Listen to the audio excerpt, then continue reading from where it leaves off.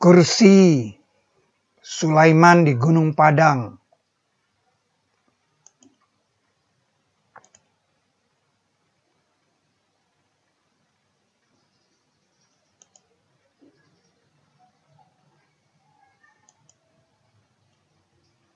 Di dalam surat Al-A'raf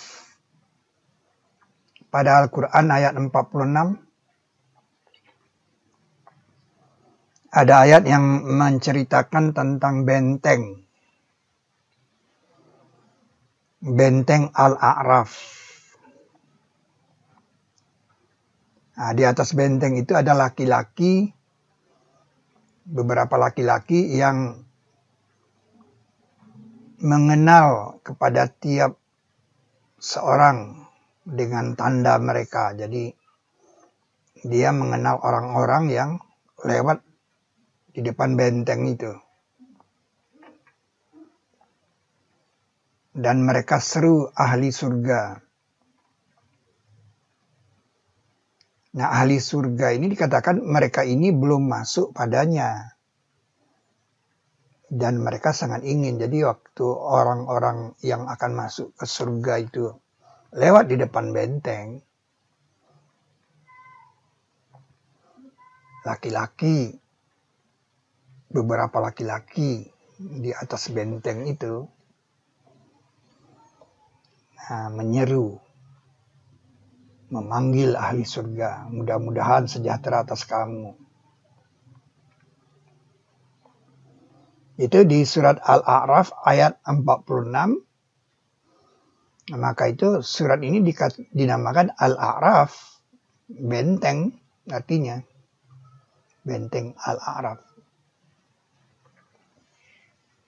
Nah, ini kan cerita yang akan datang gitu. Penggambarannya bagaimana itu? Itulah pertanyaannya. Bagaimana penggambarannya itu?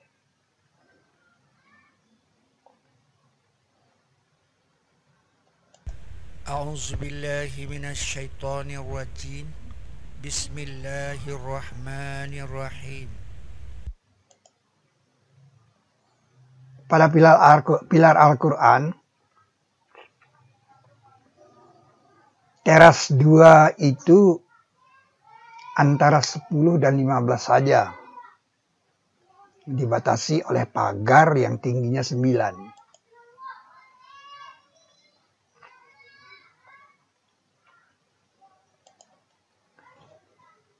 Nah, ini 11, 12, 13 ini dinamakan kursi di Gunung Padangnya.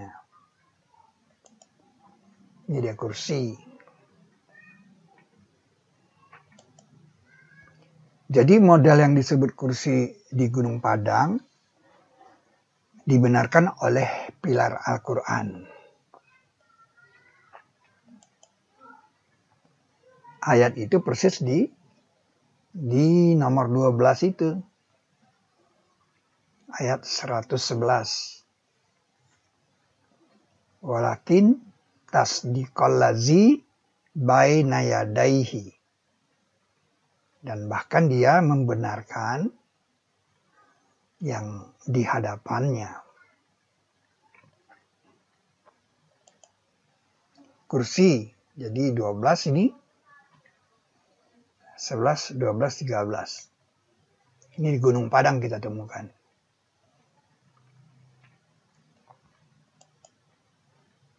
Nah, di teras 2 Gunung Padang hanya ada 2 item, kursi dan makom.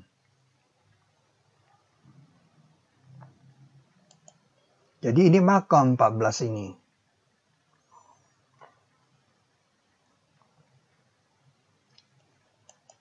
Nah, ini dia makom.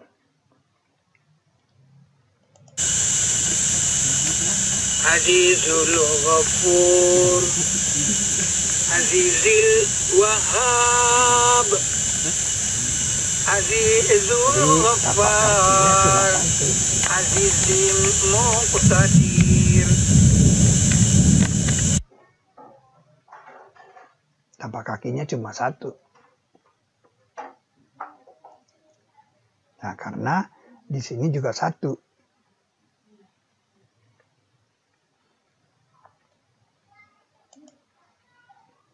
Kalau Anda mengerti Ka'bah 1, Anda akan paham mengapa 14 dihubungkan dengan makom. 14 nih, makom. Nah, ini dia. Makom Ibrahim itu nomor 14. Karena makom Ibrahim mendapat bilangan 14, sehingga semua bilangan di Ka'bah 1 ini jumlahnya n kali 19, yaitu 44 kali 19, yaitu 836.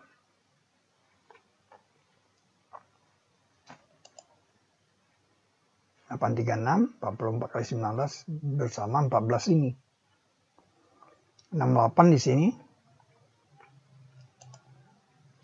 Sehingga bentuk bulatnya sebagai berikut. Jadi peta galaksi dia. Matahari itu di 41. Karena 91 kurang 50 itu 41. 91 itu kan surat matahari. Nah, di Borobudur, Makom Sulaiman itu pun dapat bilangan 14. Ya, kalau kita berjalan dari sini maupun dari sini. Kalau dari sini 2, 3, 4 di situ. 7, 8, 9, 10, 11. 12, 14 di situ. Jadi di sini 14. Kalau dari sini sama. 2, 3, 4, 5, 6, 7, 8, 9, 10, 11, 12, 13, 14. Nah, ini kosong. Nabi Sulaiman runtuh di sini. Kodenya 14. Jadi makam Nabi Sulaiman di sini, di Borobudur.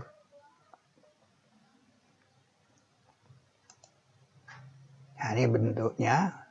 Kalau di sini 1, Anda akan lihat bahwa 14 itu di stupa kosong. Kosong. Maka itu surat Saba 19 dia ganti judul.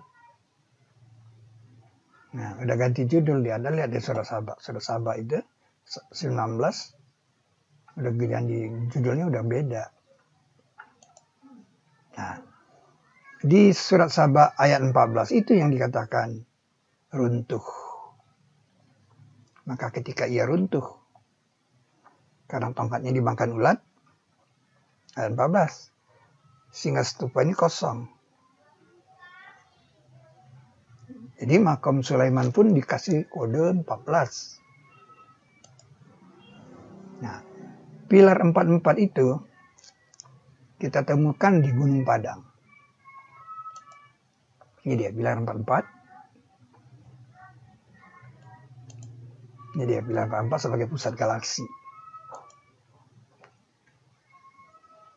Jadi makom itu nomor 14. Sampai di sini kita selesai membicarakan teras 2 Gunung Padang. Tapi pertanyaannya kan, kursi siapa ini? Kursi. Jadi dari turun-temurun dia mengatakan ini kursi katanya.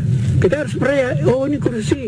Nah, kita temukan bentuk seperti ini di pilar Al-Quran. Oh, berarti benar yang kursi. Bahkan di pilar Al-Quran itu di sini surat 2012 ayat 111 yang Al-Quran mengatakan membenarkan yang di hadapannya. Nah, jadi model kursi ini.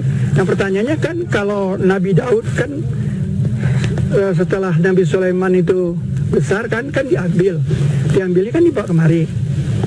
Di mana Nabi Sulaiman bermain? Nggak mungkin Nabi Sulaiman bermain di singgasana, ya kan? Ini tempat bermainnya. Nah, kayak meja belajarnya di sini, Nabi Sulaiman main di sini. Maka di Quran adanya cuma kursinya Sulaiman, bukan kursinya Daud. Nah, kata kursi itu cuma 2 dalam Al-Quran. Satu di surat kursi, ayat kursi, yang satu lagi kursinya Sulaiman. Oh, ini penemuan yang luar biasa. Jadi Al-Quran membenarkan sini 12, 11, 12, 13. Nah, dia cuma 2 item, satu kursi, yang satu lagi makom. Nah, makom sini lihat sini.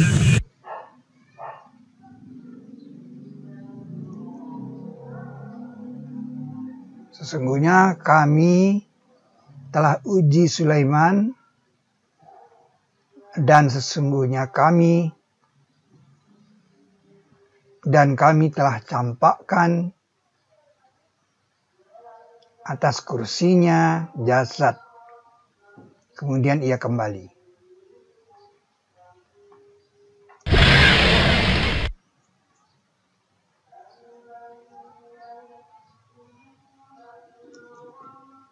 وَلَقَدْ فَتَنَّا سُلَيْمَانَ وَأَلْقَيْنَا عَلَى كُرْسِيِّهِ جَسَدًا ثُمَّ أَنَابَ.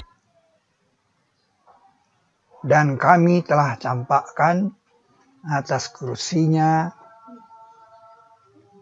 jasad.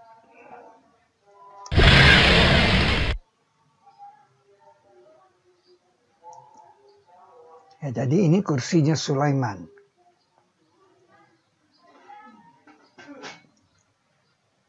Nah, pertanyaannya adalah bagaimana dengan ayat ini, meluas kursinya di langit dan bumi? Apa dalam pikiran kamu dalam kalimat meluas kursinya?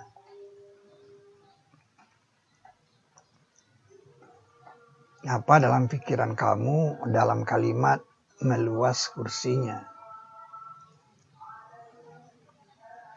Apa dalam pikiran kamu dalam kalimat meluas kursinya? Wasi'a,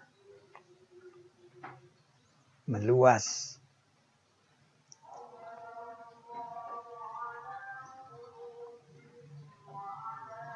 Kursi Sulaiman, makam, batu ujian, 2 balok.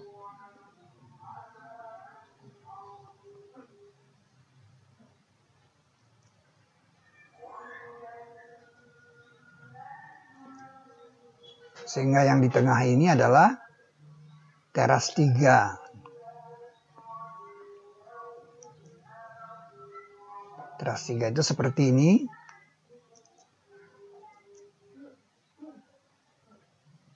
Dari 16 sampai 28. Kemudian ditukar letakkan jadi seperti ini.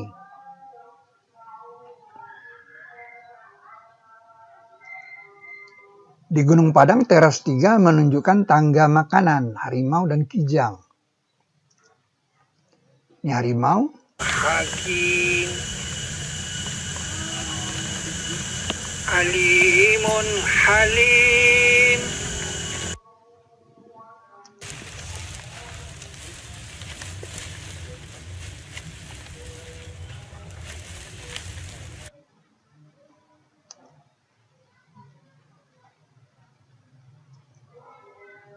Kalau di pilar Al-Quran ada juga binatang, yaitu lebah dan semut. Lebah, tapi lebahnya di pagar. Nah, lebah di pagar, posisi kijang pada Gunung Padang letaknya juga di pagar. Di teras 3 ini, harimau, kijangnya di pagar. Sekali lagi kita lihat presisi pilar Al-Quran. Ya. Kijangnya di pagar. Mengapa kijang di pagar? Agar kamu yakin.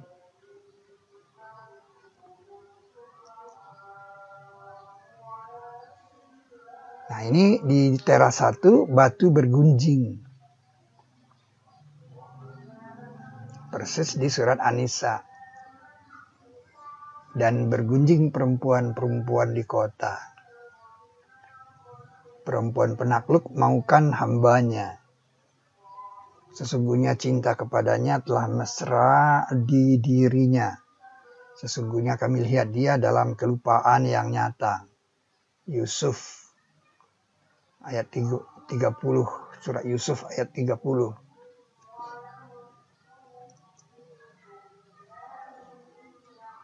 Nah, ini batu gamelan. Nah, ini benteng Al-A'raf. Di Gunung Padang dinamakan batu gamelan. Batu gamelan. Nah, ini namanya batu bergunjing. Kalau di pilar Al-Qurannya nomor 4. Surat nomor 4 itu namanya An-Nisa. Ya, kan di dalam surat Yusuf kan dikatakan telah bergunjing perempuan-perempuan di Mesir, kan gitu dibilang. Dia mempergunjingkan ratunya yang mau sama Yusuf kan. Nanti dibilang tuh, tapi pakai istilah niswah di situ. Perempuan-perempuan kota telah bergunjing. Nah, sesungguhnya Amratul Aziz mau kan membantunya gitu. Kok bisa ini persis di nomor 4. Nah, di pilar Al-Quran itu memang dia sendirian jadi berdiri kan pilar itu ya. Batu gamelan ini kalau saya pikir ada 2, ini juga batu gamelan, tapi ini yang lebih spesial. Benteng Al-A'raf di Gunung Padang ini disebut Gunung Masjid. Nah, jadi kalau ini benteng Al-A'raf, nah itu kan di situ ketika di 57:13 itu kan orang munafik itu kan minta cahaya kepada orang beriman, lalu disuruh dia ke belakang. Dia ke belakang mencari cahaya, lalu ditutup karena di situ ada azab, di sini rahmat. Nah, lalu orang beriman ini kan jalan ke sini nih. Nah, dia sampai di sini itu baru diteriakin oleh orang yang di atas benteng Al-A'raf ini. Nah, dikatakan dia belum masuk dia. Nah, kemudian di 749 ini baru dia disuruh masuk. Masuk dia, nah, kira-kira sih gitu. Ini penggambaran dari sebuah ayat. Bagaimana posisi orang itu belum masuk surga, sudah diteriakin oleh orang yang ada di benteng Al-A'raf. Ini kan dia. Dan di antara dua itu ada dinding dan atas Al-A'raf, benteng Al-A'raf, ada beberapa laki-laki yang kenal kepada tiap seorang dengan tanda-tanda mereka. Jadi dia mengenali, orang laki-laki ini mengenali calon penduduk surga. Dan mereka seru ahli surga. Mudah-mudahan sejahtera atas kamu. Nah, mereka ini belum masuk padanya. Dan mereka sangat ingin. Jadi mereka ini belum masuk surga. Jadi baru mau masuk surga. Ini penggambarannya. Dia belum masuk surga di sini. Posisi di sini nih, dibilang dia belum masuk surga, dia baru diteriakin. Ya kan? Nah, di sini kan dia azab itu kan di sini ditutup. Nah, jadi posisi ini belum masuk surga dia. Dia baru masuk surga. Nah, ke sini jalannya. Berarti surga itu di sebelah sini. Ini penggambaran dari benteng Al-A'raf. Selama ini kan kita tidak punya penggambaran dalam ayat itu. Ya kan? Masuklah kamu ke surga, tidak ada ketakutan atas kamu dan tidak akan kamu berduka-cita. Ini ucapan dari orang laki-laki yang di atas benteng itu masuk dia. Di 749. Ya. Nah, jadi ini betul penggambaran orang-orang rombongan orang-orang yang dari sini gini-gini kan. Nah, ada cahayanya dia. Nah, orang munafik disuruh ke belakang. Nah, ternyata di situ ada azab dan ditutup pintunya di sini. Sehingga orang yang beriman yang bercahaya itu lewat ke sini dia. Nah, di sini dia diteriakin. Dia ingin sekali masuk. Nah, kemudian baru diteriakin lagi, masuklah ke surga katanya. Baru masuk dia. Selama ini, ayat ini kan kita tidak punya penggambaran. Bagaimana itu? Apalagi berhubungan dengan ini. Waktu orang munafik meminta cahaya kepada orang yang beriman disuruh ke belakang. Sebenarnya ada pintu, ada pagar, ada pintu. Nah, ayat ini kan bilang begitu. Jadi penggambaran 5, 7, 13 dan 7, 46 dan 7, 49 ini terjadi di sini. Ini miniaturnya gitu. Jadi kesimpulannya apa? Kesimpulannya ya umat Islam perlu datang ke sini melihat penggambaran ini. Nah, membayangkan bagaimana ada orang di atas benteng Al-Araf. Nah, ini penggambaran benteng Al-Araf. Kenapa saya bilang ini benteng Al-Araf? Karena di pilar Al-Quran ini surat Al-Araf memang di sini. Ya kalau serangkaian dari 91 sampai 44 itu dia presisi semua, kesimpulannya kan kita menemukan benteng Al-Araf itu untuk apa? Untuk penggambaran dari ayat ini. Selama ini kita tidak punya penggambaran gimana itu.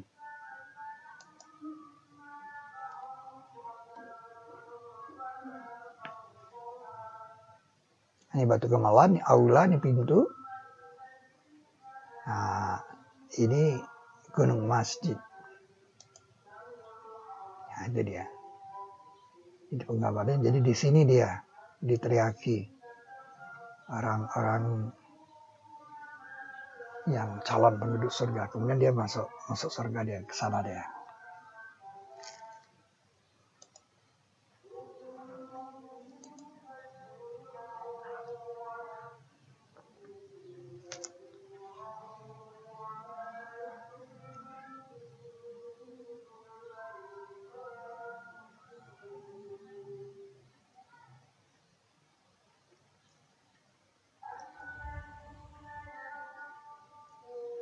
Ya kesimpulannya, kursi Sulaiman di Gunung Padang itu benar.